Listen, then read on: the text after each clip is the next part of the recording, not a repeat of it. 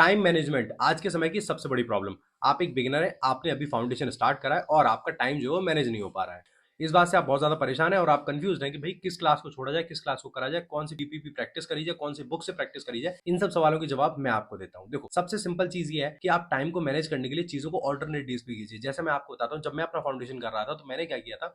मैंने जैसे मान लीजिए आज क्वांट्स और इंग्लिश के क्लास ली और आज रीजनिंग की प्रैक्टिस करी। कल मैंने रीजनिंग और इंग्लिश की क्लास ली, क्वांट्स के क्वेश्चंस की प्रैक्टिस करी।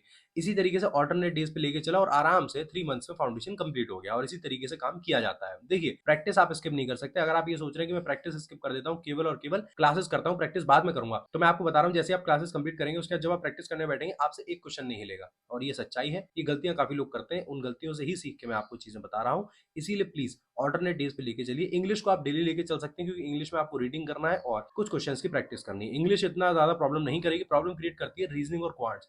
इन दोनों के लिए सिंपली है, आपको केवल और केवल ऑल्टरनेट डेज पे क्वेश्चंस की प्रैक्टिस करनी है। अब यहाँ पे बात आती है जीए की। जीए के लिए आप टेंशन फ्री रहिए। जीए के लिए आप जिस मंथ में आपका एग्जाम है उससे 2 मंथ पहले भी अगर आप जीए कर लेंगे तो आराम से 30 से 35 दिन में जीए पूरा कवर हो जाता है। हाँ, करंट अफेयर्स आपको डेली लेके चलना चाहिए। डेली लेके ना चल सके तो एटलीस्ट वीकली लेके तो आप जरूर चलें। बस यही एक तरीका है टाइम को मैनेज करने का और इसके सिवा और कोई अल्टरनेटिव नहीं है। आपको टाइम को ऑल्टरनेट डेज पे मैनेज करना पड़ेगा। आपको सब्जेक्ट्स को ऑल्टरनेट डेज पे लेके चलना पड़ेगा। ऐसी मोर इन्फॉर्मेटिव वीडियोस के लिए पेज को फॉलो करना मत भूलना। और इसी के साथ आपके कोई डाउट्स हो तो कमेंट सेक्शन में डाल देना, मैं रिप्लाई कर दूंगा। इसी के साथ मिलते हैं हम लोग नेक्स्ट वीडियो में।